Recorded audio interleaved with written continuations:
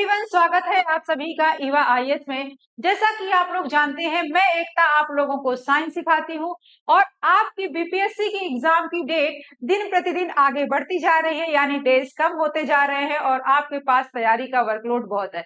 इसी को आसान बनाने के लिए मैं एकता आपके साथ साइंस डिस्कस कर रही हूँ। यहाँ पर हम लोग 25 से 30 क्वेश्चन जो है, आपको पता है कि आपके एग्जाम में आते हैं और ये 25 से 30 क्वेश्चन जो कि आपका 20 से 22% तक का एरिया कवर करने का काम करते हैं, जो कि आपके एग्जाम के पॉइंट ऑफ व्यू से बहुत ही इंपॉर्टेंट है। तो इसी को हम लोग ध्यान में रखते हुए ईवा आईएएस ने आपके लिए प्रीलिम्स की और मेंस की टेस्ट सीरीज भी आयोजित की है। आप इस टेस्ट सीरीज को ज्वाइन कर सकते हैं और अपनी तैयारी को बेहतरीन बना सकते हैं। तो हम लोग डिस्कस कर रहे थे टिश्यू, है ना। लास्ट क्लास में हम लोगों ने प्लांट टिश्यू के बारे में डिस्कस किया था और आज का हमारा टॉपिक होने वाला है एनिमल टिश्यू। और पिछली क्लास में हम लोग सीख चुके हैं कि टिश्यू क्या होते हैं, ऊतक क्या होते हैं। तो ऊतक होते हैं कोशिकाओं का समूह, है ना। टिश्यू क्या होते हैं, ग्रुप ऑफ सेल्स होते हैं। और कैसी कोशिकाओं के समूह होते हैं, तो ये सिमिलर सेल्स के ग्रुप होते हैं, यानी समान कोशिकाओं के ग्रुप होते हैं, समूह होते हैं, जिनकी उत्पत्ति और कार्य समान होते हैं, यानी सेम फंक्शन परफॉर्म करते हैं। और इनका जो प्लेस ऑफ ओरिजिन होता है, यानी जहां से ये उत्पन्न होते हैं, वो भी क्या होता है, सेम होता है। और ऐसे ग्रुप ऑफ सेल्स को हम क्या कहते हैं, टिश्यू कहते हैं। टिश्यू चाहे एनिमल हो चाहे प्लांट हो, दोनों की डिफिनेशन क्या होगी, सेम होगी। यहाँ पर जो है टिश्यू हमारे दो टाइप के होते हैं, एक होता है प्लांट टिश्यू और दूसरा होता है एनिमल टिश्यू, जंतु ऊतक और पादप ऊतक। प्लांट टिश्यू के बारे में हम लोग इसके पहले डिस्कस कर चुके हैं। अगर अभी तक आपने प्लांट टिश्यू का वीडियो नहीं देखा है तो वो जरूर देखिएगा, क्योंकि आपके एग्जाम के पॉइंट ऑफ व्यू से प्लांट टिश्यू काफी इंपॉर्टेंट टॉपिक है। आज हम लोग बात करने वाले हैं एनिमल टिश्यू की, है ना। और उसके पहले हम बात करते हैं हिस्टोलॉजी। हिस्टोलॉजी क्या है, तो हिस्टोलॉजी जो है साइंस की वह ब्रांच है जिसमें हम टिश्यू के बारे में स्टडी करते हैं। तो हिस्टोलॉजी क्या है, स्टडी ऑफ टिश्यू। ठीक है, तो टिश्यू के बारे में हम लोग कहाँ पर पढ़ते हैं, हिस्टोलॉजी में पढ़ते हैं। तो ये बात हो गया आपका जनरल ओवरव्यू। बात करते हैं स्पेशली एनिमल टिश्यू की। तो देखो, जब हम बात करते हैं प्लांट टिश्यू की, तो प्लांट टिश्यू क्या होते हैं, प्लांट टिश्यू पाए जाते हैं प्लांट्स में। और जब हम बात करते हैं एनिमल टिश्यू की, तो एनिमल टिश्यू जो होते हैं वो एनिमल्स में होते हैं। और हमारे बीच का जो डिफरेंस है वो भी आपको पता ही चल जा रहा होगा कि एनिमल्स डिफरेंट हैं क्योंकि उनके टिश्यू भी डिफरेंट है, और प्लांट हमसे डिफरेंट है क्योंकि उनके पास हमसे डिफरेंट टिश्यूज है। अभी हम बात करते हैं एनिमल टिश्यू की। तो एनिमल टिश्यू हमारे चार टाइप के होते हैं। एपिथेलियल टिश्यू, जिन्हें हम उपकला ऊतक कहते हैं। ये आप जो डायग्राम देख रहे हैं, ये किसका है, एपिथेलियल टिश्यू का है। एपिथेलियल टिश्यू जनरली हमारी बॉडी को कवरिंग प्रोवाइड करने का काम करते हैं। हमारे जितने इंटरनल ऑर्गन हैं उनको कवर करने का काम करते हैं, प्रोटेक्शन करने का काम करते हैं। एक है हमारा कनेक्टिव टिश्यू, जिसे हम संयोजी ऊतक के नाम से भी जानते हैं। ये है हमारा कनेक्टिव टिश्यू। कनेक्टिव टिश्यू नाम से ही लग रहा है, काम क्या करता है, कनेक्शन का काम करता है, जोड़ने का काम करता है ना। तीसरा है हमारा मस्कुलर टिश्यू, जिसे हम पेशीय ऊतक भी कहते हैं। ये इसका आप डायग्राम देख पा रहे हैं। मस्कुलर टिश्यूज जो होते हैं ये हमारी मसल्स का फॉर्मेशन करते हैं, है ना। और चौथा हमारा है नर्वस टिश्यू। और नर्वस टिश्यू की बात की जाए तो जिसे हम तंत्रिका ऊतक कहते हैं, जो कि हमारे ब्रेन और स्पाइनल कॉर्ड का फॉर्मेशन करता है, हमारी बॉडी को कंट्रोल और कोऑर्डिनेट करने का काम करता है। ठीक है, अब कह रहे हैं these tissues help in protection, movement, transport and coordination. तो बिल्कुल सही सी बात है कि मैंने क्या कहा आपसे कि एपिथेलियल टिश्यू क्या कर रहा है, प्रोटेक्शन दे रहा है, क्योंकि हमारी बॉडी को कवर कर रहा है। जैसे फॉर एग्जांपल ये हमारी स्किन है, ये एक एपिथेलियल टिश्यू है। तो एपिथेलियल टिश्यू क्या कर रही है, प्रोटेक्शन कर रही है बॉडी को। ठीक है, मूवमेंट में हेल्प कर रहा है, जैसे बोन है हड्डियां, ये हमारा एक प्रकार का कनेक्टिव टिश्यू है, तो लोकोमोशन में, चलने फिरने में हमें सहायता कर रही है। इसका मतलब ये भी क्या है, मूवमेंट में हेल्प कर रहा है। ट्रांसपोर्ट की अगर बात की जाए तो ब्लड हमारा एक प्रकार का फ्लूइड कनेक्टिव टिश्यू होता है, तो वो ट्रांसपोर्टेशन में हेल्प करता है, स्थानांतरण किसी चीजों को, भोजन को परिवहन में हेल्प करता है ना। फिर है कोऑर्डिनेशन का काम कौन करता है, तो कोऑर्डिनेशन का काम कर रहा है हमारा नर्वस टिश्यू। ठीक है, जिसे हम नर्व टिश्यू के नाम से जानते हैं। ठीक है, ये हो गई बातें, हमारे चार टाइप के टिश्यू होते हैं। चारों टाइप के टिश्यू के बाद अब हम बात करते हैं डिटेल में सभी के बारे में। और सबसे पहले हम डिस्कस करते हैं एपिथेलियल टिश्यू की। ठीक है, तो सबसे पहले बात करते हैं एपिथेलियल टिश्यू, जिसे हम उपकला ऊतक के नाम से भी जानते हैं। अगर बात की जाए कि एपिथेलियल टिश्यू हमारे करते क्या है, तो एपिथेलियल टिश्यू जो होते हैं एडपल forms the outer covering of the body surfaces, है ना, and lines internal organ and cavities. उपकला ऊतक शरीर की बाहरी सतह तथा आंतरिक अंगों को और गुहाओं को ढकता है। ठीक है, देखो मैंने कहा स्किन क्या है, स्किन हमारा एक प्रकार का एपिथेलियल टिश्यू है। तो ये क्या काम कर रहा है, हमारी बॉडी के आउटर पार्ट को कवर अप करने का काम कर रहा है। फिर हम कह रहे हैं कि ये हमारे इंटरनल ऑर्गन की को भी कवर अप करने का काम करता है, आंतरिक अंगों को भी ढकने का काम करता है। देखिए हमारे जितने भी इंटरनल बॉडी पार्ट पाए जाते हैं, चाहे वो हमारा लंग्स हो, चाहे वो हमारा हार्ट हो, हर एक बॉडी पार्ट को बाहर से एक लेयर प्रोटेक्ट करती है। ये लेयर किस लिए होती है, ये लेयर होती है कि अगर किसी प्रकार का कोई चोट लगे, आघात लगे, तो वो लेयर हमें हमारे जो इंटरनल ऑर्गन है उनको प्रोटेक्ट कर सके। ठीक है, इसीलिए उसके बाहर कोई ना कोई लेयर पाई जाती है। तो वो जो लेयर बनी होती है वो किस चीज की बनी होती है, हमारे एपिथेलियल टिश्यू की मिलकर के बनी होती है। ये आप देख पा रहे हैं स्किन है, ठीक है, और यहाँ पर आपको दिखाया गया है लीवर है, किडनी है, ठीक है, इंटेस्टाइन है। ये सारे जो हमारे बॉडी पार्ट्स होते हैं, यहाँ पर हमारे एपिथेलियल टिश्यूज मौजूद होते हैं। क्या काम करते हैं, इन सब के बारे में अभी हम डिटेल में डिस्कस करते हैं। ठीक है, तो सबसे पहले अगर बात की जाए एपिथेलियल टिश्यूज की हमारे कैरेक्टरिस्टिक क्या होती है, तो सबसे पहली बात है जो हमारे एपिथेलियल टिश्यूज होते हैं वो टाइटली पैक होते हैं, यानी ये बहुत ही पास पास अरेंज होते हैं, इसीलिए हम बोलते हैं कि ये टाइटली पैक होते हैं। और कह रहे हैं कि इनके जो इंटरसेलुलर स्पेस जो होता है वो बहुत ही कम प्रेजेंट होता है, कोशिकाओं के बीच बहुत ही कम स्थान होता है। देखो इंटरसेलुलर स्पेस क्या होता है, जैसे मान लो ये कोई सेल है हमारी, अब ये जो सेल है, सेल के बीच का जो स्पेस होता है, ये स्थान होता है, इसी को हम बोलते हैं इंटरसेलुलर स्पेस। तो कह रहे हैं यहाँ पर क्या है, इंटरसेलुलर स्पेस बहुत ही कम मात्रा में पाया जाता है। कह रहे they rest on basement of membrane, ये आधार झिल्ली पर स्थित होती है ना। देखो जब भी अगर बात की जाएगी कि ये जो इनकी जो प्रेजेंस होती है, ये एक बेसमेंट पे पाए जाते हैं, बेस में पाए जाते हैं, इसीलिए हम लोग क्या कहते हैं, मेम्ब्रेन की जो है ये झिल्ली पर अरेंज होते हैं, आधार झिल्ली पर अरेंज होते हैं। काम क्या करते हैं, प्रोटेक्शन का काम करते हैं, एब्जॉर्प्शन का काम करते हैं। प्रोटेक्शन का मतलब है अब हमारी स्किन है, अगर हमारी बॉडी को कवर अप कर रही है तो इसका मतलब क्या है, बॉडी को प्रोटेक्ट करने का काम कर रही है। यहीं पर जब हम बात करते हैं एब्जॉर्प्शन का, तो एब्जॉर्प्शन का मतलब है किसी चीज का अवशोषण करना, किसी चीज को अपने अंदर लेना ही कहलाता है अवशोषण, जो कि काम करता है हमारा एपिथेलियल टिश्यू।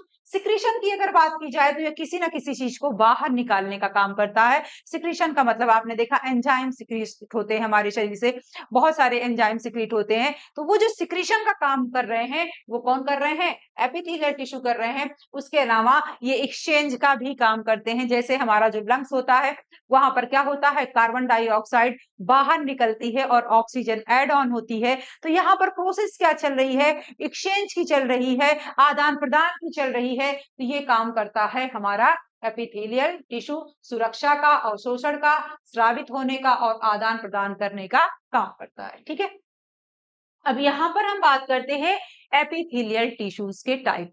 तो सबसे पहले हम लोग बात करते हैं एपिथेलियल टिश्यू का टाइप स्क्वैमस टिश्यू, जिसे हम शाल की उपकला ऊतक के नाम से जानते हैं। ठीक है, तो जो स्क्वैमस टिश्यूज होते हैं हमारे कैसे होते हैं, तो ये थिन और फ्लैट होते हैं। आप इनका अरेंजमेंट देखोगे तो इस तरह से आपको इनका अरेंजमेंट देखने को मिलता है, पतले पतले से और फ्लैट होते हैं। और जब भी आप इन्हें देखोगे माइक्रोस्कोप में तो ऐसा लगता है जैसे फ्लोर पर टाइल्स अरेंज है, और फ्लोर्स पर टाइल्स की तरह अरेंजमेंट दिखता है, इसीलिए ये फुटपाथीय ऊतक भी कहलाता है। क्या कहलाता है, फुटपाथीय ऊतक कहलाएगा, या फिर हम इसको पेवमेंट टिश्यू के नाम से भी जानते हैं, क्योंकि इनका अरेंजमेंट जो है ये फ्लोर्स पर टाइल्स की तरह अरेंज होता है। ठीक है, जब इन्हें आप माइक्रोस्कोप में देखते हैं। उसके बाद ये काम क्या करते हैं, तो देखिएगा ये काम करते हैं डिफ्यूजन का। और डिफ्यूजन क्या होता है ना, डिफ्यूजन की बात अगर की जाए और फिल्ट्रेशन का ये काम कर रहे हैं। डिफ्यूजन का मतलब होता है विसरण। अब आप कहेंगे कि विसरण क्या होता है ना, विसरण क्या होता है, तो विसरण होता है कभी भी किसी चीज का अधिक मात्रा से कम मात्रा की ओर ट्रांसफर होना डिफ्यूजन कहलाता है। फॉर एग्जाम्पल, जैसे आप देखते हैं कि अगरबत्ती आप जलाते हो, तो अगरबत्ती आपने कहीं पर जलाई और उसके बाद आपने देखा पूरे घर में फैल गई। तो अगरबत्ती जहां पर हमने जलाई थी वहां पर अगरबत्ती के मॉलिक्यूल्स का कंसंट्रेशन ज्यादा था, बट आसपास के एरिया में कम था। तो जब किसी चीज का अधिक मात्रा से कम मात्रा की ओर मूवमेंट होता है तो इसे हम बोलते हैं डिफ्यूजन, ठीक है। या हिंदी में इसे हम विसरण के नाम से जानते हैं। तो विसरण जो होता है ये होता कहाँ है? तो विसरण का काम होता है हमारे एल्वियोलाई में। एल्वियोलाई कहाँ पर पाई जाती है? तो ये हमारे फेफड़े में पाई जाती है। उसके अलावा डिफ्यूजन कहाँ पर होता है? हमारे ब्लड में होता है। कैसे होता है इसके बारे में हम लोग बात करते हैं, ठीक है। यहाँ पर अगर आप ध्यान देखें तो यहाँ पर ये आपको जो डायग्राम दिख रहा है, ये डायग्राम आप देख पा रहे हैं, ये हमारा लंग्स के फेफड़ा है। फेफड़े में एक सबसे छोटी यूनिट पाई जाती है जिसे हम एल्वोलाई कहते हैं। तो ये लंग्स का डायग्राम नहीं है, लंग्स के अंदर एक पार्ट पाया जाता है जिसको हम एल्वियोलाई कहते हैं। जब हम ये बात कहते हैं कि हम लोग ऑक्सीजन इनटेक करते हैं और कार्बन डाइऑक्साइड बाहर निकालते हैं, तो उस दौरान होता क्या है? देखो, हमारे बॉडी में ऑक्सीजन लेते हैं जब हम लोग, तो ये ऑक्सीजन हमारे ब्लड में ऐड होती है। दरअसल आपको पता है कि जो हमारा लंग्स है, यहाँ पर काम क्या होता है? यहाँ पर काम होता है हमारा ब्लड प्योर होता है। प्योर और इम्प्योर होने से क्या मतलब है? शुद्ध और अशुद्ध रक्त से क्या मतलब है? जब हमारे ब्लड में कार्बन डाइऑक्साइड होती है तो ऐसा ब्लड कैसा होता है? इम्प्योर होता है, अशुद्ध होता है। अगर ब्लड में ऑक्सीजन होती है तो ब्लड होता है हमारा प्योर। होता क्या है कि हमारा जो हार्ट है, हृदय है, वो पूरी बॉडी से इम्प्योर ब्लड को कलेक्ट करता है। कलेक्ट करके हार्ट में आता है और हार्ट इसे भेजता है हमारे लंग्स में। और लंग्स में कहा जाता है? फेफड़े के ये एल्वियोलाई वाले हिस्से में जाता है। एल्वियोलाई क्या है? तो बैग लाइक स्ट्रक्चर होता है। लगभग 750 मिलियन एल्वियोलाई हमारे दोनों फेफड़ों में पाई जाती है। बहुत छोटा छोटा स्ट्रक्चर होता है। इसी स्ट्रक्चर में आकर के भरता है हमारा ब्लड। कैसा ब्लड आया है? इस ब्लड में क्या है? कार्बन डाइऑक्साइड है। आप देख पा रहे हैं इस ब्लड में क्या है?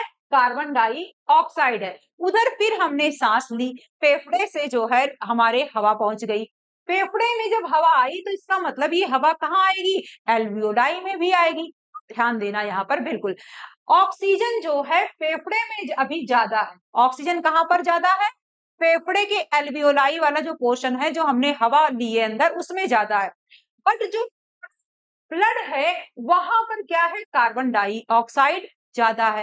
अब यहाँ पर क्या होगा? एक्सचेंज ऑफ गैसेस होगा, गैसों का आदान प्रदान होगा। यानी क्या होगा कि जो कार्बन डाइऑक्साइड है ये एल्वियोलाई से निकल करके बाहर आ जाएगी, ठीक है।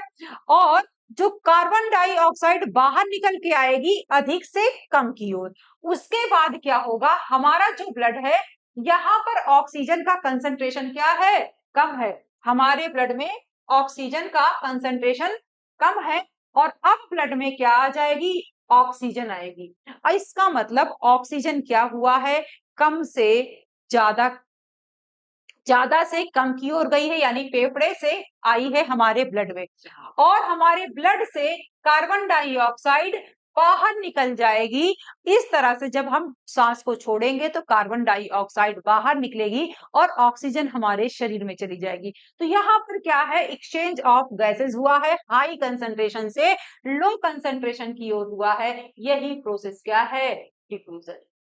इसके पहले अभी आपने पढ़ा कि जो डिफ्यूजन है हमारे ब्लड वेसल्स में भी होता है। ब्लड वेसल्स में कैसे? देखो, हम लोग क्या है, हमारी जो ब्लड वेसल्स हैं इसी में हमारा सारा खाना पीना, न्यूट्रिएंट सब कुछ कहाँ है? हमारी ब्लड वेसल्स में है। खाने की सप्लाई, ऑक्सीजन की सप्लाई, किसी भी चीज की हमारे न्यूट्रिएंट की जो भी जरूरत है, विटामिन है, मिनरल्स है, ये सब ट्रांसफर कौन कर रहा है? ये सब ट्रांसफर करने का काम हमारा ब्लड कर रहा है। क्या है? ब्लड में चीजों का कंसंट्रेशन ज्यादा है, बट जो हमारे आसपास की सेल्स हैं यहाँ पर कंसंट्रेशन क्या है? कम है। तो हाई कंसंट्रेशन से लो कंसंट्रेशन की ओर ये जो हमारे न्यूट्रिएंट है ये ट्रांसफर हो जाएंगे। इस प्रकार से जो है ब्लड वेसल्स जो होती हैं यहाँ पर भी डिफ्यूजन होता है। तो आपको पता चल गया कि डिफ्यूजन जो है वो कहाँ-कहाँ पर हो रहा है। तो ब्लड वेसल्स में हो रहा है, एल्वियोलाई में हो रहा है और उसके साथ-साथ हमारी किडनी में भी हो रहा है। हमारी जो किडनी है, अब देखो हमारी जो किडनी है वो एक स्पेशल टाइप की सेल से मिलकर बनी है। उस सेल को हम बोलते हैं नेफ्रॉन। नेफ्रॉन फॉर्मेशन कर रही है हमारी किडनी का। यानी जो भी फंक्शन अगर हम कहें हमारी किडनी में हो रहा है तो सेलुलर लेवल पे कौन परफॉर्म कर रहा है? नेफ्रॉन कर रहा है। ये जो आप स्ट्रक्चर देख रहे हैं ये आप नेफ्रॉन का स्ट्रक्चर देख रहे हैं। यहाँ पर अगर आप देखें तो ये हमारा जो नेफ्रॉन है, ठीक है, ये वाला हिस्सा हमारा नेफ्रॉन का है और यहाँ पर ये सारी चीजें जो आप देख रहे हैं ये ब्लू कलर में और रेड कलर में ये हमारी ब्लड वेसल्स दिखाई दे रही हैं। अब देखो यहाँ पर ये वाला जो स्ट्रक्चर आप देख रहे हैं ये कप लाइक स्ट्रक्चर है और कप लाइक स्ट्रक्चर को हम बाउमेंस कैप्सूल कहते हैं। ठीक है, क्या कहेंगे? बाउमेंस कैप्सूल कहेंगे। इसी बाउमेंस कैप्सूल में हमारी ब्लड वेसल्स भरी पड़ी है। अब ये जो ब्लड वेसल्स हैं यहाँ पर क्या है, चीजों का कंसंट्रेशन ज्यादा है। देखो किडनी का काम क्या है? ब्लड को फिल्टर करना। तो ऐसा नहीं है कि वहां पर छन्नी लगी है, जैसे हम चाय बनाते हैं तो चाक पत्ती अदरक छान कर निकाल कर अलग कर देते हैं, ऐसा बिल्कुल नहीं होता है। हमारा जो नेफ्रॉन होता है, नेफ्रॉन में भी हाई कंसंट्रेशन से लो कंसंट्रेशन की ओर यानी डिफ्यूजन के थ्रू ट्रांसपोर्टेशन होता है। यहाँ पर जो ब्लड वेसल्स हैं, यहाँ पर चीजों का कंसंट्रेशन ज्यादा है। जो हमारा नेफ्रॉन की सेल है, इस पार्ट में इन चीजों का कंसंट्रेशन बहुत ही लो है। क्या होगा? हाई कंसंट्रेशन से लो कंसंट्रेशन की ओर ये सारे जो भी न्यूट्रिएंट्स है वो मूव कर जाएंगे। अब देखो ब्लड में फिल्ट्रेशन का काम हो रहा है, तो फिल्ट्रेशन में कुछ अनहेल्दी चीजें भी आती हैं और कुछ हेल्दी चीजें भी हमारी होती हैं, वो भी फिल्टर हो जाती हैं। तो ये सब मूव करके नेफ्रॉन की ओर आ जाएंगी। तो यहाँ पर भी मूवमेंट आप देख पा रहे हैं, हाई कंसंट्रेशन से लो कंसंट्रेशन की ओर हुआ है। इसका मतलब जो नेफ्रॉन का बाउमेंस कैप्सूल वाला हिस्सा होता है, यहाँ पर भी काम क्या होता है? डिफ्यूजन का होता है। तो इस तरह से हमें पता चल गया कि जो हमारा स्क्वेमस टिश्यू है वो क्या फंक्शन परफॉर्म करता है। तो स्क्वेमस टिश्यू जो है हमारे, है ना, यहाँ पर आपको पता चल गया कि ये क्या है? डिफ्यूजन और फिल्ट्रेशन का काम करते हैं। ठीक है, और उसके बाद पाए कहाँ जाते हैं? एल्वियोलाई में पाए जाते हैं, ब्लड वेसल्स में पाए जाते हैं और हमारी जो नेफ्रॉन है उसके बाउमेन कैप्सूल में पाए जाते हैं। इसके बाद हम लोग बात करते हैं इसके नेक्स्ट टाइप की और हमारा नेक्स्ट टाइप है क्यूबॉइडल एपिथेलियल टिश्यू, घनाकार उपकला ऊतक। देखो अभी थोड़ी देर पहले हम लोगों ने पढ़ा था कि ये बेसमेंट मेम्ब्रेन की जो बेसमेंट होती है वहां पर पाए जाते हैं, आधार झिल्ली पर पाए जाते हैं। ये देखो आप, ये क्या है? ये आपकी बेसमेंट मेम्ब्रेन है और इसी के ऊपर ये एपिथेलियल टिश्यू आपको दिख रहे हैं, है ना। तो ये बेसमेंट मेम्ब्रेन के ऊपर पाए जाते हैं। अब यहाँ पर अगर आपसे बात की जाए कि हमारा जो क्यूबॉइड एपिथेलियल टिश्यू है इसको हमने क्यूबॉइड नाम क्यों रखा? दरअसल इसका शेप ही कैसा होता है? क्यूब लाइक सेल्स होती हैं ये, है ना। अगर सेल्स टर्म हम यूज कर रहे हैं तो बिल्कुल कर सकते हैं, क्योंकि टिश्यूज क्या होते हैं? ग्रुप ऑफ सेल्स होते हैं। तो ग्रुप ऑफ सेल्स, है ना, तो यानी सेल्स टर्म हम टिश्यू के लिए यूज कर सकते हैं। तो यहाँ पर सेल्स आर क्यूब से, ठीक है, इनकी कोशिकाएं जो होती हैं ये घनाकार होती हैं, घन के आकार की होती हैं, इसीलिए जो है इनका नाम ही क्या पड़ गया? घनाकार उपकला ऊतक पड़ गया। कहाँ काम क्या है? काम में सिक्रीशन और एब्जॉर्प्शन का पाई कहाँ पर जाती है? जो हमारा किडनी होता है और जो हमारी ग्लैंड्स होती हैं, ग्रंथियां होती हैं, उनकी वहां पर पाई जाती है। अब किडनी में कहाँ पर पाई जाएगी? क्योंकि किडनी में अभी थोड़ी देर हम पहले हमने पढ़ा था कि यहाँ पर आपका स्क्वेमस टिश्यू भी पाया जाता है। तो देखिएगा अब होता क्या है, जब ये हमारा स्क्वेमस टिश्यू होता है ना, तो स्क्वेमस टिश्यू काम क्या करता है? तो स्क्वेमस टिश्यू हमारा काम करता है डिफ्यूजन का। अब जब ये डिफ्यूजन कर रहा था स्क्वेमस टिश्यू, बाउमेंस कैप्सूल में हाई कंसंट्रेशन से लो कंसंट्रेशन की ओर मूवमेंट होना था। अब जो हमारा नेफ्रॉन था, यहाँ पर जो कंसंट्रेशन था बहुत ही लो था, मतलब कुछ भी नहीं था, लगभग इक्वली जीरो के आसपास था। अब होता क्या है कि जो हमारा ब्लड है इसमें जो है ऐसा तो है नहीं केवल अनहेल्दी चीजें थी, कुछ हेल्दी यूजफुल थिंग्स भी थी। जब ये फिल्टर करता है तो यहाँ पर 3 लेयर में फिल्ट्रेशन होता है, बहुत ही फाइन फिल्ट्रेशन होता है। इतना अच्छा फिल्ट्रेशन यहाँ पर होता है कि इसकी सारी चीजें इस पार्ट में मूव कर जाती है। और नेफ्रॉन का ये वाला जो भाग है ये नलिकाकार भाग कहलाता है। ये भाग क्या कहलाता है?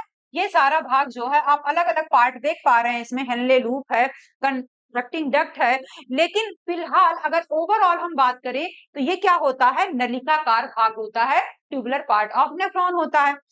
जब यहाँ पर अच्छी चीजें भी बाहर निकल जाएंगी तो जाहिर सी बात है वीकनेस आ जाएगी, बीमार हो जाएंगे, क्योंकि सारा कुछ तो हमें फिल्टर आउट करना नहीं है, यूजफुल थिंग्स हमें रखनी है। जब ये बात किडनी को याद आती है कि गड़बड़ हो गई, हमने तो सारी चीजें बाहर कर दी, तो ये क्या करती है, फिर चीजों को एब्जॉर्ब करती है ना, एब्जॉर्ब करती है, फिर एब्जॉर्प्शन में इमोशनल हो जाती है और इमोशंस में ज्यादा से ज्यादा चीजें एब्जॉर्ब करने की कोशिश करती है।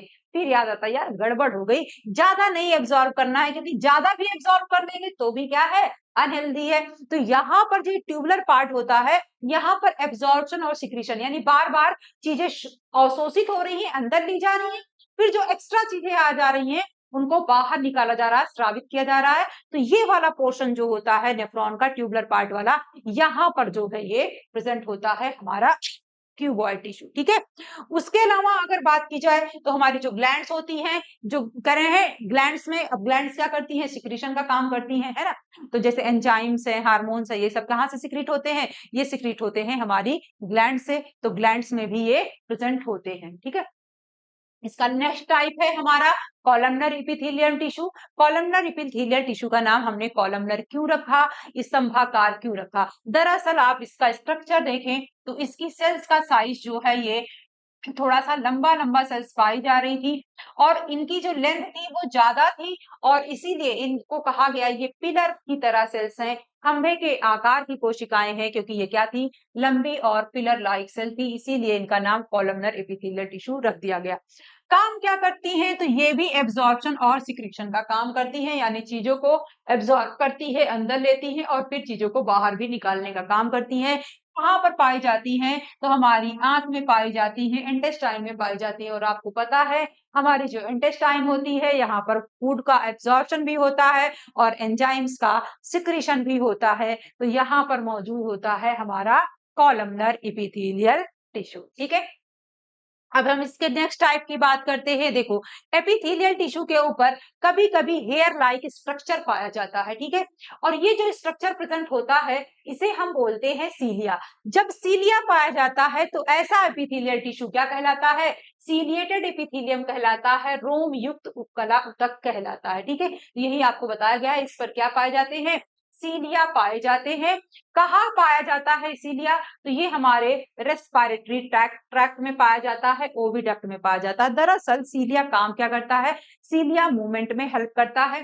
अब होता क्या है, जो हमारा रेस्पिरेटरी ट्रैक्ट होता है यहाँ पर सीलिया पाया जाता है। क्यों पाया जाता है, देखिएगा, कभी कभी जब आप लोग डस्ट वाली जगह पर सांस लेते हैं तो हमें खांसी आने लगती है, जब बहुत छोटे छोटे धूल के पार्टिकल्स होते हैं, थोड़े मोटे पार्टिकल्स होते हैं, तो हमारी नोज में हेयर्स पाए जाते हैं, वो नोज के हेयर्स उसको फिल्टर कर देते हैं, तो हमारे अंदर वो डस्ट पार्टिकल नहीं जा पाते। लेकिन कभी कभी बहुत ज्यादा पोल्यूशन होता है, और जब बहुत ज्यादा पोल्यूशन होता है तो बहुत माइन्यूट पार्टिकल हमारे अंदर चले जाते हैं, और जब वो अंदर जाते हैं तो हमें खांसी आने लगती है। तो खांसी आती है, क्यों आती है, ताकि जो भी डस्ट पार्टिकल गए हैं वो बाहर आ सके। तो ये बैक फ्लो कराता है, कौन कराता है, जो सीलिया पाया जा रहा है हमारे रेस्पिरेटरी ट्रैक में। तो ये रेस्पिरेटरी ट्रैक यानी श्वसन मार्ग जो होता है हमारा, है ना, इसी को जो है श्वसन मार्ग भी हम कहते हैं, ठीक है।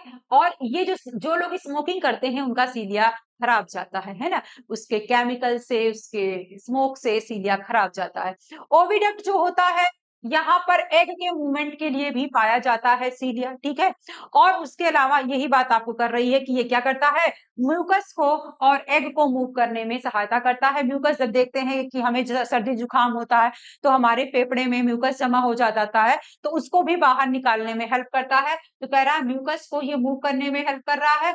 उसके अलावा एग जो है ये कहाँ पर होता है, ओविडक्ट जो होता है, अंडवाहिनियां जो होती हैं उसमें जो एग होता है उस एग को मूव करने में यानी चलने में सहायता करता है, ठीक है। तो ये बात हो गई हमारी सीलेटेड एपिथेलियम की। इसके बाद हम बात करते हैं ग्रैंडुलर एपिथेलियम की यानी ग्रंथीय उपकला ऊतक की। ये किस लिए स्पेशलाइज होती है? मेनली सिक्रीट करने के लिए होती है ना। सिक्रीट करने का मतलब है किसी चीज को बाहर निकालना। इनका मेन काम क्या है? सिक्रीशन का काम है। कहाँ पर पाई जा रही है? तो ये जो हमारी स्वेट ग्रंथ है ना, यानी पसीना जहां से हमारी आता है, उसको कहाँ से आता है? ग्लैंड से आता है, ग्रंथियों से आता है। तो वहां पर जो है पाई जाती है हमारी ग्रंथीय उपकला ऊतक। उसके अलावा स्लाइवरी ग्लैंड है हमारी, है ना। स्लाइवरी ग्लैंड क्या है? सलाइवा का सिक्रीशन करती है। यहाँ पर एक एंजाइम पाया जाता है जिसका नाम होता है सलाइवरी अमाइलेज नाम होता है। सलाइवरी अमाइलेज का सिक्रीशन करने का काम करता है हमारी स्लाइवरी ग्लैंड, ठीक है। वो एक प्रकार का हमारा ग्रैंडुलर एपिथेलियम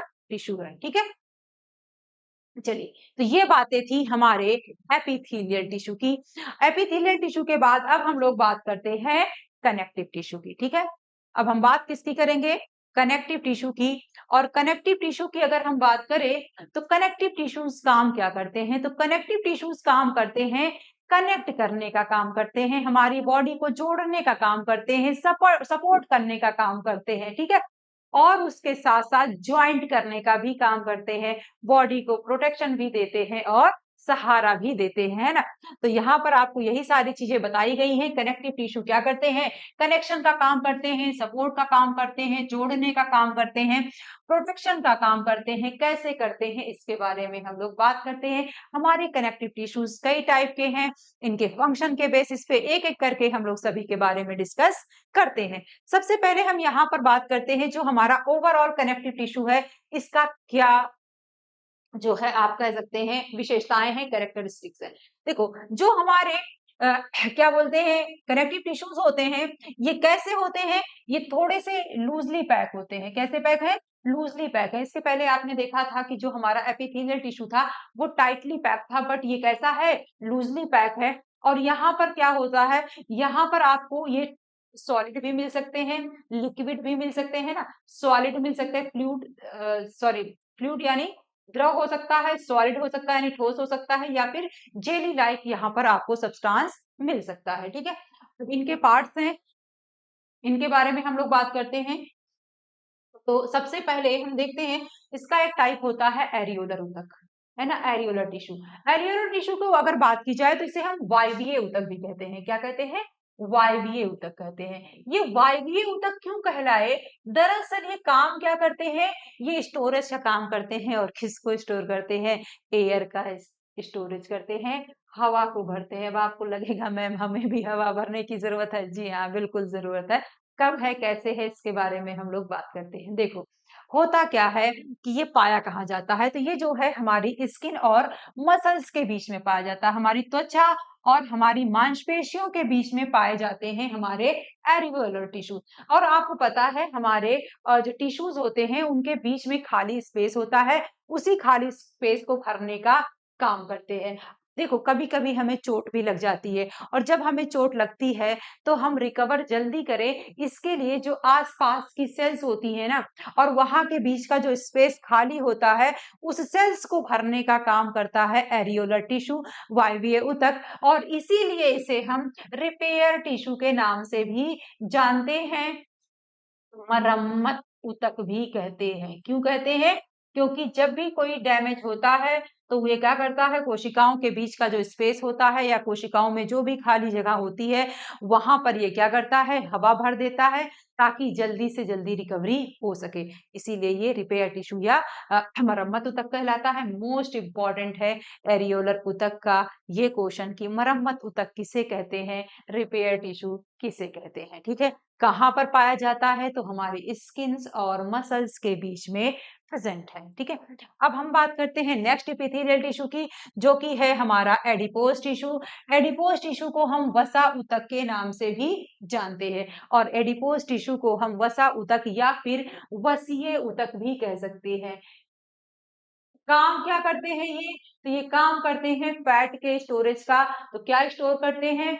फैट यानी वसा का संचय करने का काम करते हैं। और क्या काम करते हैं? इंसुलेटर का काम करते हैं और एनर्जी रिजर्व करने का काम करते हैं। देखो, फैट हमारी बॉडी में अगर स्टोरेज है तो जाहिर सी बात है हमारी बॉडी में फैट से भी एनर्जी मिलती है। और अगर फैट स्टोर है तो वो कहीं ना कहीं क्या कर रहा है? एनर्जी को रिजर्व करने का भी काम कर रहा है।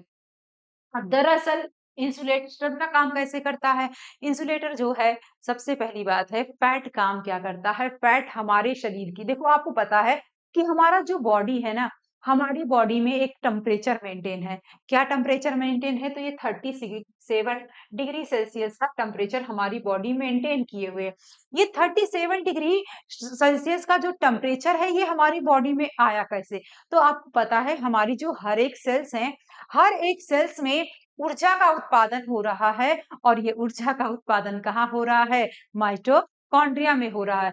जब ये एनर्जी उत्पन्न हो रही है, तो एनर्जी क्या है? ऊष्मा का एक रूप है, और इसी वजह से हमारी बॉडी का ये टेम्परेचर मेंटेन है। तो हमारी बॉडी का ये टेम्परेचर मेंटेन रहे, हमारी हीट एनर्जी हमारे अंदर मेंटेन रहे, बाहर ना निकले, इसीलिए इसको हम कहते हैं, काम किसका करता है? इंसुलेशन का काम करता है, उष्मारोधक का काम करता है। और इसका बहुत ही बेहतरीन एग्जाम्पल आपको आसपास बहुत नजर आ जाएगा। जनरली कहते हैं कि जिन लोगों को चर्बी ज्यादा होती है, उन्हें गर्मी, या आप कह सकते हैं उन्हें ठंड कम लगती है। यानी चर्बी ज्यादा है, इसका मतलब क्या है? बाहर की हीट एनर्जी हमारी शरीर के बाहर नहीं निकल रही है, शरीर के अंदर वाली हीट एनर्जी बाहर नहीं निकल रही है, इसीलिए उन्हें ठंडी कम लगती है। और तो और, अभी एक आपने नाम सुना होगा पोलर बियर का। पोलर बियर का, जिसे आप बोलते हैं ध्रुवीय भालू। तो पोलर बियर जो होते हैं, ये आपको पता है ध्रुवीय क्षेत्र पे पाए जाते हैं, और ध्रुवीय क्षेत्र जो होता है हमारा, वहां पर टेम्परेचर बहुत ही कम होता है, पूरी बर्फ जमा हुई है। तो जो पोलर बियर होते हैं, आप देखेंगे वहां पर वो इतनी ठंड में रहते हैं, फिर भी वो आपको पानी में तैरते हुए मिल जाएंगे, टेम्परेचर माइनस में चल रहा है। क्यों ऐसा है? दरअसल जो पोलर बियर होते हैं, नेचर ने उनको सरवाइव करने के लिए उनको एक तो हेयर्स दिए, बाल दिए, उसके अलावा उनकी जो स्किन है उस पे काफी मोटा फैट जमा कर दिया। ज्यादा फैट जमा होने की वजह से उनकी बॉडी में खूब हीट जनरेट हो, मतलब उनकी जो हीट है वो बिल्कुल भी बाहर नहीं निकलती, जिसकी वजह से वो बहुत ही आसानी से उस एटमॉस्फेयर में खुद को एडजस्ट कर लेते हैं। और एक बात ये भी है, इतनी जो है उनके शरीर में हीट जनरेट हो जाती है कि पोलर बियर दौड़ते भागते नहीं है, है ना? वो पानी में तैरते रहते हैं, इतनी ज्यादा उनके शरीर में जो है हीट जनरेट हो जाती है। किस वजह से? ताकि जो उनका जो फैट की मोटी लेयर है ना, वो उनके फैट की जो मोटी लेयर है, उनकी हीट बिल्कुल भी बाहर निकलने नहीं देती है। ठीक है, तो इस तरह से जो है ये हमारे शरीर की हीट एनर्जी को बाहर नहीं निकलने देते हैं। अब इसके हम नेक्स्ट टाइप की बात करते हैं, तो नेक्स्ट टाइप होता है हमारा टेंडन। टेंडन की अगर बात की जाए, तो टेंडन काम क्या करता है? तो देखो, हमारी हड्डियों और हमारी मांसपेशियों को जोड़ने का काम करता है। मसल्स और बोन्स को जोड़ने का काम कौन करता है? टेंडन करता है। ठीक है, और ये स्ट्रॉन्ग और इलास्टिक होती है। और आपको पता है कि जैसे हमारे कपड़े लूज होते हैं, तो कपड़े लटक रहे होते हैं ना, और अगर हमारी मसल्स जो है हमारी बोन से ज्वाइंट नहीं होती, तो इसी तरह से वो लटकती रहती है ना। तो ऐसा ना हो, इसीलिए हमारी जो मसल्स हैं वो हमारे बोन से ज्वाइंट हैं। किसके थ्रू ज्वाइंट्स हैं? टेंडन के थ्रू ज्वाइंट है। ठीक है, मोस्ट इंपॉर्टेंट है एग्जाम के पॉइंट ऑफ व्यू से कनेक्टिव टिश्यू। अब यहाँ पर बात करते हैं लिगामेंट। लिगामेंट काम क्या करती हैं? तो आपको पता है, हमारी हड्डियां आपस में जुड़ी हैं, ये सारी हड्डियां हमारी क्या है? आपस में जुड़ी हुई हैं। और हड्डियों को जोड़ने का काम कौन करता है? लिगामेंट करता है ना? कनेक्ट बोन टू बोन, हड्डियों को हड्डियों से जोड़ता है। कैसा है? इलास्टिक और स्ट्रांग होता है, मजबूत जोड़ है ना? जोड़ कैसा है? मजबूत है, फेविकोल से भी मजबूत है हमारा हड्डियों का जोड़। ठीक है, इसके बाद हम बात करते हैं, हमारा नेक्स्ट जो है कनेक्टिव टिश्यू कौन है? ये बोन है, हड्डियां हैं, है ना? जो कि एक प्रकार का कनेक्टिव टिश्यू होती है। कैसी होती है? तो आपको पता है, कठोर होती है, हार्ड होती है। और किस चीज की बनी होती है? तो कैल्शियम की बनी हुई होती है। क्या काम करती है? बॉडी को शेप देती है और सपोर्ट देती है। आप देखिए, हमारी बॉडी का जो भी शेप है, वो किसकी वजह से है? हमारी हड्डियों की वजह से। जो हम कहते हैं ना, चेहरे का शेप है, किसी का चेहरा गोल है, किसी का ओवल शेप है, किसी का राउंड है ना? तो ये जो शेप आ रहा है फेस का, वो किसकी वजह से आ रहा है? वो हमारी बोन्स की वजह से आ रहा है, क्योंकि शेप देने का काम यही करती है। ठीक है, और बॉडी को सपोर्ट भी दे रही है, चलने फिरने में सहायता भी कर रही है, बॉडी को प्रोटेक्शन भी दे रही है ना। हमारे जो भी इंटरनल ऑर्गन है, ये सब हमारी हड्डियों की वजह से ही तो प्रोटेक्टेड है। चाहे हमारा हार्ट हो, लंग्स हो, है ना, ये सब इसकी वजह से ही प्रोटेक्टेड है। तो ये बात हो गई बोन की। बोन के बाद जो है अब हम लोग बात करते हैं ब्लड की। तो ब्लड भी हमारा एक प्रकार का कनेक्टिव टिश्यू है, लेकिन कैसा कनेक्टिव टिश्यू है? तो ब्लड हमारा एक फ्लूइड कनेक्टिव टिश्यू है, तरल संयोजी ऊतक होता है। कैसा ऊतक है? तरल संयोजी ऊतक होता है हमारा ब्लड। काम क्या करता है? तो ट्रांसपोर्टेशन का काम करता है। क्या ट्रांसपोर्ट करता है? तो ऑक्सीजन, जो भी हमारे खाद्य पदार्थ हैं, हार्मोन्स हैं, या जो भी हमारे वेस्ट प्रोडक्ट हैं जिन्हें हमें शरीर से बाहर निकालना है, इन सभी को ट्रांसपोर्ट करने का काम कौन करता है? ब्लड करता है। बहुत बार एग्जाम में क्वेश्चन पूछा जाता है कि कौन सा ऐसा कनेक्टिव टिश्यू है जो कि फ्लूइड होता है, तरल होता है? तो ब्लड हमारा एक फ्लूइड कनेक्टिव टिश्यू होता है। ठीक है, अब यहाँ पर केवल ब्लड ही फ्लूइड कनेक्टिव टिश्यू नहीं है, एक हमारा कनेक्टिव टिश्यू और होता है जो कि लिक्विड होता है, और वो होता है लिम्फ। लिम्फ की अगर बात की जाए, जिसे हम लसिका बोलते हैं, ये भी हमारा एक प्रकार का फ्लूइड कनेक्टिव टिश्यू होता है। कहां पर कैसे बनता है? तो याद रखेंगे, ये डब्ल्यूबीसी, और डब्ल्यूबीसी का एक पार्ट होता है लिम्फोसाइट। लिम्फोसाइट और प्लाज्मा से मिलकर के बनता है हमारा लिम्फ यानी लसिका। ठीक है, तो यहाँ पर इसका नाम लिम्फ इसलिए पड़ गया क्योंकि यहाँ पर जो लिम्फोसाइट है इसका कंसंट्रेशन ज्यादा होता है, इसीलिए इसका नाम लिम्फ ही पड़ गया। तो इस तरह से आप देख रहे हैं, तो ब्लड और लिम्फ हमारे दो प्रकार के बॉडी में कनेक्टिव टिश्यू है। ठीक है, तो ये तो बातें थी हमारे कनेक्टिव टिश्यू की। और कनेक्टिव टिश्यू के बाद अब हम बात करते हैं इसका नेक्स्ट टाइप, जो कि है मस्कुलर टिश्यू। मस्कुलर टिश्यू की बात करें तो क्या काम करता है? मसल्स के फॉर्मेशन का काम करता है। और मसल्स जो है हमें हमारी बॉडी में कॉन्ट्रैक्ट होती हैं, रिलैक्स होती हैं, मूवमेंट करने में भी जो है हेल्प करती है। ठीक है, तो इस तरह से जो है हमारे मस्कुलर टिश्यूज होते हैं मूवमेंट में, जो कि कॉन्ट्रैक्शन और रिलैक्सेशन के थ्रू जो है मूवमेंट में हेल्प करते हैं। तो कैसे करते हैं, कौन कौन से टाइप के हैं, इसके बारे में हम बात करते हैं।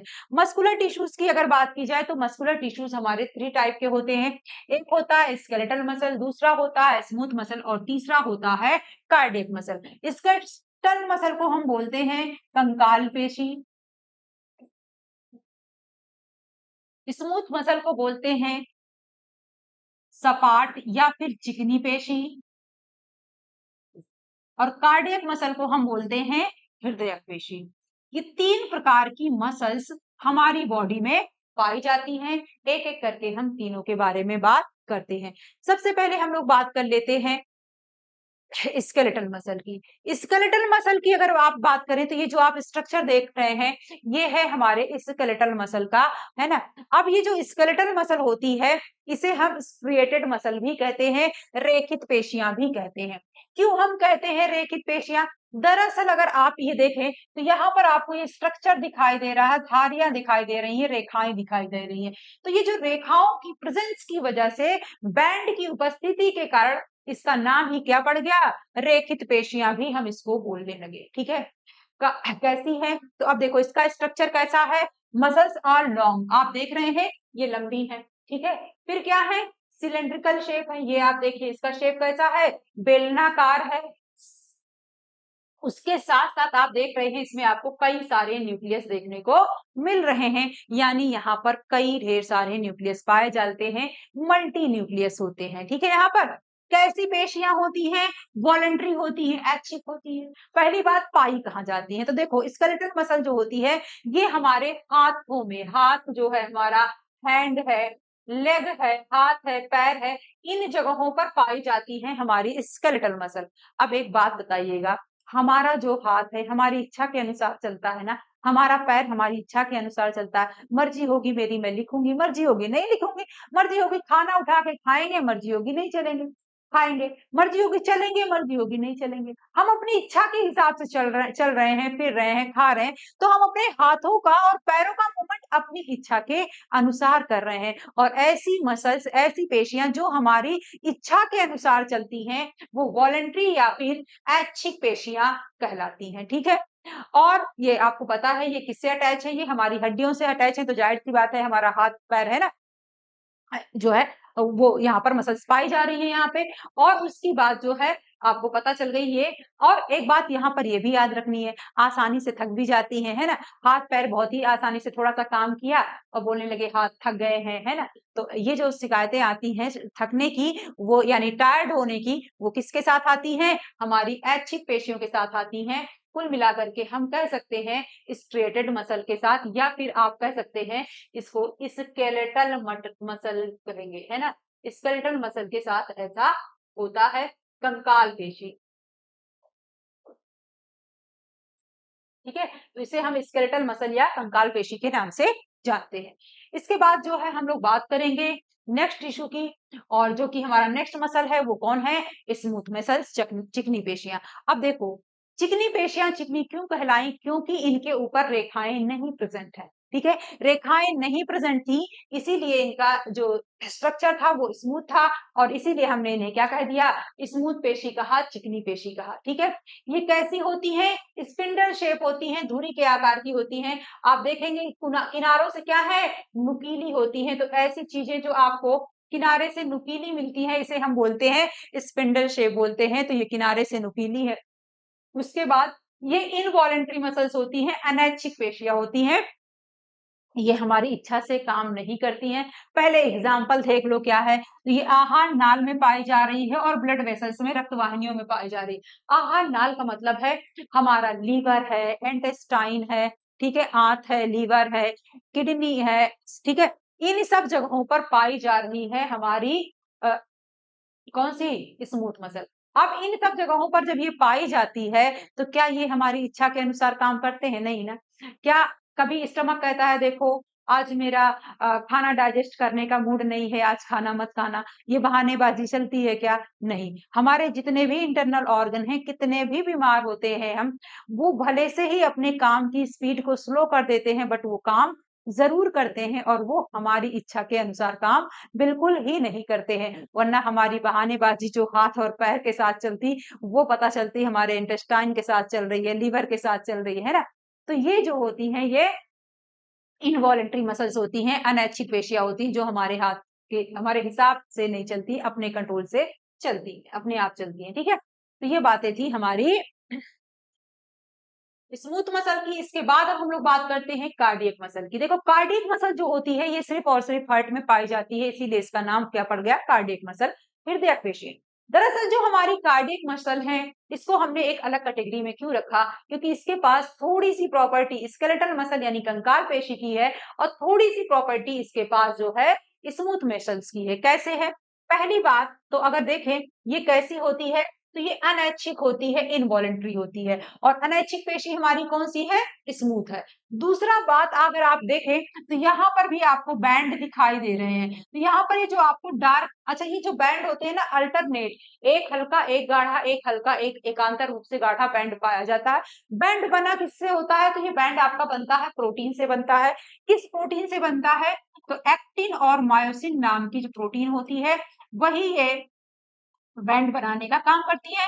तो यहाँ पर भी जो है धारियां पाई जाती हैं, इसीलिए हमारी जो कार्डियक मसल है ये भी रेखित पेशी कहलाती है। तो रेखित पेशियां हमारी दो हैं, एक तो स्केलेटल मसल है, दूसरी कार्डियक मसल है। जहां जहां पर रेखाएं प्रेजेंट होंगी उन्हें हम क्या बोलेंगे, रेखित पेशियां भी बोलेंगे। और आपको पता है यहाँ पर लयबद्ध संकुचन होता है, हमारा हार्ट जो होता है वो पंप होता है ना। इस तरह से एक बार जो है आपका कॉन्ट्रैक्ट होता है, रिलैक्स होता है, कॉन्ट्रैक्शन रिलैक्सेशन जो चलता रहता है, वो जो है वो कार्डियक मसल में होता है। तो ये थी हमारी कुल मिलाकर के मस्कुलर टिश्यू। कार्डियक मसल हमने पढ़ा कौन सा, स्केलेटल मसल, और हमने स्मूथ मसल डिस्कस किया, जो कि ओवरऑल हमारा मस्कुलर टिश्यू का पार्ट है। इसके बाद अब हम लोग बात करते हैं न्यूरल टिश्यू की।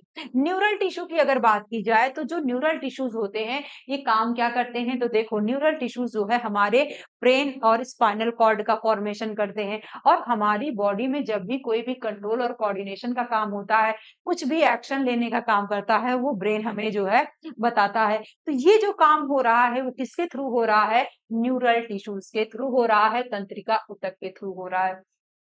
ये हमारे न्यूरल टिश्यूज बनते किससे हैं, तो याद रखेंगे ये बनते हैं न्यूरॉन से बनते हैं, और न्यूरॉन जो होती है जिसे हम तंत्रिका कोशिका के नाम से भी जानते हैं। और न्यूरॉन हमारे शरीर की सबसे लॉन्गेस्ट सेल होती है, शरीर की सबसे लंबी कोशिका है ना। मनुष्य शरीर की सबसे लंबी कोशिका है, याद रखना, ह्यूमन शरीर की है, ठीक है। सबसे लंबी कोशिका नर्व टिश्यू है, न्यूरॉन है, सॉरी। उसके बाद neural tissues specialised tissue that receives stimuli and conduct nerve impulses from one part of the body to another, है ना।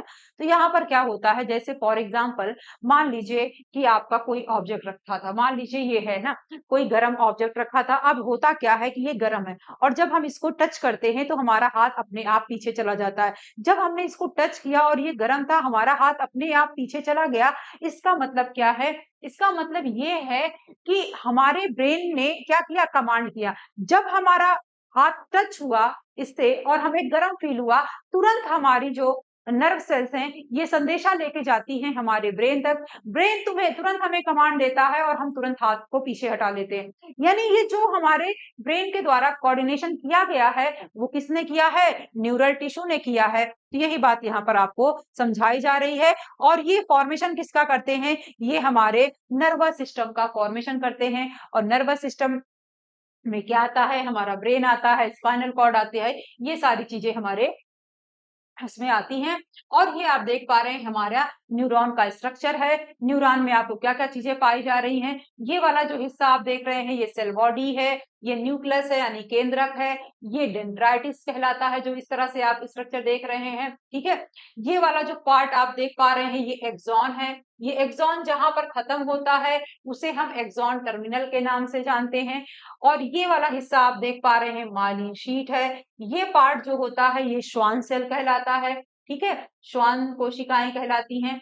और एक माइलिन शीट से दूसरे माइलिन शीट के बीच का जो आपको डिफरेंस दिख रहा है ये नोड ऑफ रेनवियर कहलाता है, ठीक है। ये होता है हमारे न्यूरॉन का स्ट्रक्चर। अब होता क्या है, न्यूरॉन संदेशों को ट्रांसफर कैसे करता है। जैसे मैंने आपसे कहा कि आपने गर्म ऑब्जेक्ट टच किया और गर्म ऑब्जेक्ट टच करने के बाद आपका हाथ पीछे हट गया, इतने ही देर में दो प्रोसेस हुई है। क्या प्रोसेस हुई है, पहले हमारे हाथ से जो है संदेशा गया है ब्रेन तक। तो ये जब संदेशा जाता है ना, तो ये जो डेंड्राइटिस है, डेंड्राइटिस जो है इस संदेशे को इस हिस्से में लेके आता है, सेल बॉडी में लेके आता है। अब यहीं से एक्सॉन जो है इस संदेशे को दूर लेके जाता है, कहां पर लेके जाता है, दूसरी कोशिका में लेके जाता है। तो डेंड्राइटिस से आता है सेल बॉडी की तरफ और उसके बाद एक्सॉन इसको लेकर के जाता है दूसरी कोशिका में। तो ये जो आपने कंडीशन देखी, हमने हाथ हटाया और उसके कमांड पर, ये काम कौन करवा रहा है, न्यूरॉन हमारी हेल्प करवा रहा है, ठीक है। उसके बाद जो है आपको यहाँ पर कुछ इसके फंक्शन भी बताए गए हैं, क्या काम करता है, रिसीव्स करता है जो भी हमारे उद्दीपन होते हैं, यानी जो भी हमें प्रॉब्लम हुई है, समस्या हुई है, ठीक है, उसको ये क्या करता है, रिसीव करता है, रिस्पॉन्स करवाता है। उसके बाद नर्व इंपल्सेस को लेकर के, यानी जो भी हमारा मान लीजिए गर्म ऑब्जेक्ट आपने टच किया और इसको जो है ब्रेन तक लेकर के जाने का काम करता है। फिर बॉडी का जो भी रिस्पॉन्स है उसको भी कर रहा है ना। पहले क्या किया है कि अगर हमने टच किया गर्म चीज तो ये क्या हुआ, इसने उद्दीपनों को ग्रहण किया। अब क्या होगा, नर्व इंपल्स जो है इसको ब्रेन तक लेकर के जाएगी। अब ब्रेन क्या करेगा, बॉडी को रिस्पॉन्स करेगा और हम क्या करेंगे, हाथ को हटा लेंगे। तो यही प्रोसेस पूरी बस इतने लाइन में लिखी हुई है, ठीक है। कहां पर पाया जाता है, तो ये हमारे मस्तिष्क में, हमारे मेरुरज्जु में पाया जाता है, ठीक है। तो देखिए ये था हमारा न्यूरॉन के बारे में यानी नर्व टिश्यू के बारे में। तो हमने पढ़ लिया कि हमारे टिश्यू जो है वो 4 टाइप के होते हैं, सबके बारे में हमने डिटेल में बात भी कर ली। अब हम कुछ जो है यहाँ से इम्पोर्टेंट जो फैक्ट्स हैं उसके बारे में बात कर लेते हैं। कुल मिला के कहते हैं हमारा ये जो पूरा टॉपिक है उसकी समरी हम लोग बात कर लेते हैं। जो आपके एग्जाम पे यहाँ पर बहुत ज्यादा पूछे जाते हैं उसको मैंने एक लाइन में कन्वर्ट करके लिखने का प्रयास किया है। अब करें टिश्यू क्या है, तो टिश्यू होते हैं ग्रुप ऑफ सेल्स होते हैं जिनकी उत्पत्ति और कार्य समान होते हैं। यहाँ पर टेंडन है, टेंडन क्या होता है, ये हड्डी और मांसपेशियों को जोड़ने का काम करता है। लिगामेंट है, क्या काम करता है, हड्डियों को हड्डियों से जोड़ने का काम करता है। उसके बाद न्यूरॉन है, न्यूरॉन क्या काम करता है, न्यूरॉन जो होता है ये सबसे स्मॉलेस्ट यूनिट है। अब देखो न्यूरॉन जो होती है ये हमारे तंत्रिका ऊतक का निर्माण करती है, नर्वस टिश्यू का निर्माण करती है। तो ये न्यूरॉन ही जो है सबसे छोटी कोशिका होती है हमारे तंत्रिका कोशिका की, तो सबसे छोटी संरचनात्मक और क्रियात्मक, है ना, दोनों यूनिट होती है कौन, नर्वस सिस्टम की, हमारी न्यूरॉन। उसके बाद बात की जाए कार्टिलेज की। अच्छा, कार्टिलेज भी हमारा एक प्रकार का कनेक्टिव टिश्यू होता है। कहाँ पाया जाता है, हमारी जो नोज की टिप है, हमारा कान है, ठीक है, हमारे जो घुटने हैं, वहां पर पाया जाता है कार्टिलेज, ठीक है। ये भी एक प्रकार का कनेक्टिव टिश्यू है, इसको बहुत जरूरी है याद रखना, मोस्ट इंपॉर्टेंट पॉइंट है, ठीक है, कार्टिलेज के बारे में याद रखना। इसके बाद जो है हम लोग बात करते हैं जो एपिथेलियल टिश्यूज होते हैं, ये बॉडी को प्रोटेक्ट करने का काम करते हैं, जोड़ने का काम करते हैं। ब्लड एक कनेक्टिव टिश्यू है, संयोजी ऊतक है, कैसा है, तो तरल संयोजी ऊतक होता है हमारा ब्लड, ठीक है। उसके बाद कंडरा जो होती है, टेंडन कनेक्ट करती है मसल को बोन से। लिगामेंट आपको पता है बोन टू बोन कनेक्ट करने का काम करता है, ठीक है। और कार्डियक मसल जो होती है ये लगातार हमारी काम करती हैं, कभी थकती नहीं है, ठीक है। तो ये ओवरऑल हमारी डिटेलिंग थी एनिमल टिश्यू के बारे में। कुल मिलाकर के कहें तो टिश्यू टॉपिक आपका कंप्लीट होता है। प्लांट टिश्यू और एनिमल टिश्यू दोनों आपके एग्जाम के पॉइंट ऑफ व्यू से बहुत ही इंपॉर्टेंट है। अगर आपसे कहा जाए कि एनिमल टिश्यू का सबसे इंपॉर्टेंट पोर्शन क्या है आपके एग्जाम के लिए, तो वो है कनेक्टिव टिश्यू, संयोजी ऊतक, बिल्कुल भी मत छोड़िएगा। यहाँ से बहुत ही आसानी से आप क्वेश्चन अटेम्प्ट करते हैं, वन लाइनर क्वेश्चन यहाँ से आपको मिलेगा या फिर आपको एज द फॉलोइंग मिलेगा, ठीक है। आपको ये वीडियो उम्मीद करते हैं बहुत ही पसंद आई होगी, तो जल्द से जल्द वीडियो को लाइक कर दीजिए, शेयर कीजिए और अपने दोस्तों के बीच में पहुंचाइए ताकि वो भी इस सीरीज का लाभ उठा सके। तो आज के लिए हम लोग इतना ही रखते हैं, बाकी की बातें हम करेंगे नेक्स्ट क्लास में। आप लोग स्वस्थ रहें, मस्त रहें और अपनी तैयारी में व्यस्त रहें। Thank you everyone.